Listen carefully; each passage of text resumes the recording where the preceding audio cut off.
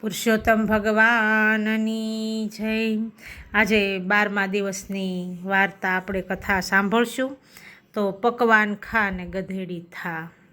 ગંગા કિનારે એક નાનું એવું ગામ છે। ગામમાં ડોશી રહે। ડોશીને દીકરો બહુ આજ્ઞાંકિત, એને માની સેવા ચાકરી કરનારો, પણ દીકરાની બહુ ભારે કચકચણી, વાત વાતમાં બખા બોલે। બિચારા ડોશી ભજન ગાતા હોય તો બહુ છણકો કરીને કે ખરા બપોરે રાગડા હું તાણો છો, ઘડીક જંપીને હુવા તો દ્યો। બિચારા ડોશી મૂંગા થઈ જાય, કાંઈ બોલે નહીં। ગઢપણ આવી ગયું એટલે પરવશ થઈને જીવ્યા વગર છૂટક્યો નહોતો। બિચારી ડોશી તો આખો દિવસ છોકરાને રમાડે અને પ્રભુ ભજન કરે। એમ કરતાં અમૃત માસ આવ્યો। ડોશીએ વિચાર કર્યો કે હવે કાયાનો ભરોસો નથી, ખર્યું પાન ગણાવ।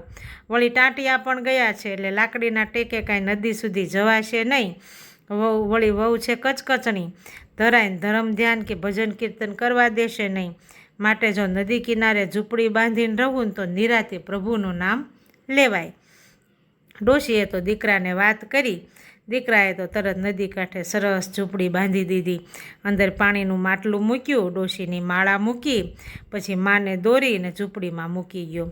ડોશીને તો નિરાશ થઈ ગઈ, નહીં વહુની કચકચ કે નહીં પોતરાની પજવણી।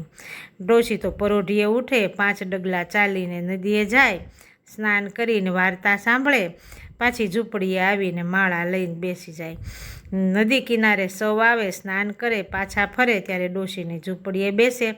ડોશી સૌને હેતથી પાણી પાય, ભજન સંભળાવે, માળાના મણકા ફરતા જાય ને પુરુષોત્તમ પ્રભુના ગુણ ગવાતા જાય। દીકરો રોજ જમવાનું લઈ આવે, ડોશી એકટાણા કરે। એમ કરતાં અમૃત માસ પૂર્ણ થયો।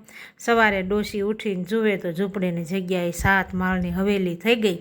દાસી ખમા ખમા કરે, અરથ ગરથના ભંડાર ભર્યા છે।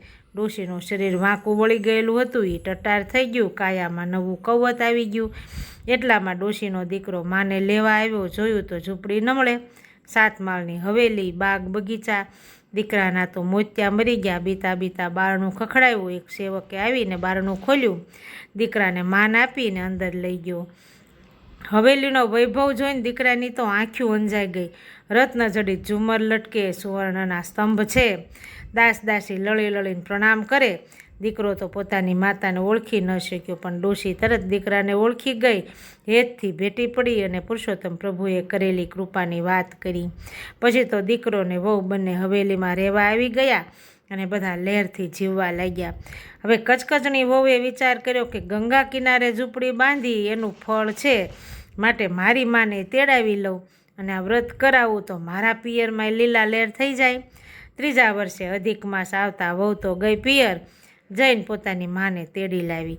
નદીના સામા કાંઠે ઝૂંપડી બાંધી દીધી અને માને જરાય અગવડ ન પડે ને એટલા માટે જોઈતી કારોતી તમામ વસ્તુ મૂકી, માથે મેવા મીઠાઈના ડબ્બા મૂક્યા, 32 ભોજન રાંધી શકાય એવા સીધું સામાન મૂક્યા।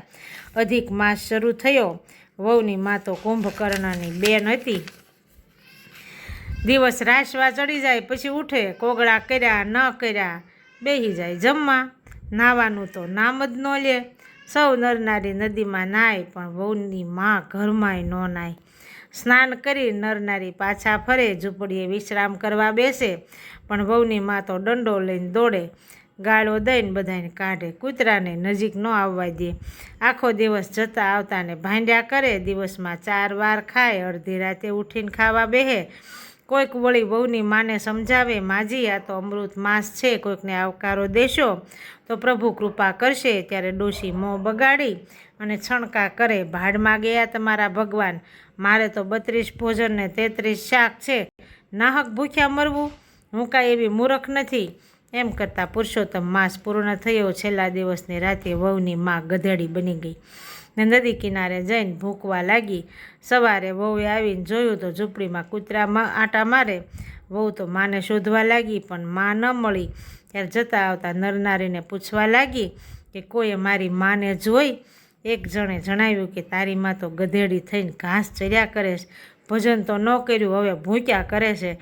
વહુ તો દોડતી મા પાસે ગઈ, ગધેડીના રૂપમાં પસ્તાવો કરતી માને ભેટી, એને ઘેરે લઈ આવી, સાસુને વાત કરી। સાસુએ એક ઉપવાસનું ફળ ગધેડીને આપ્યું।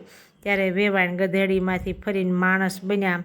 હે પૂર્ણ પુરુષોત્તમ પ્રભુ, તમે જેવા ડોશીને ફળ્યા એવા ભાવથી વ્રત કરનાર સૌને ફળજો. બોલો પુરુષોત્તમ ભગવાનની જય.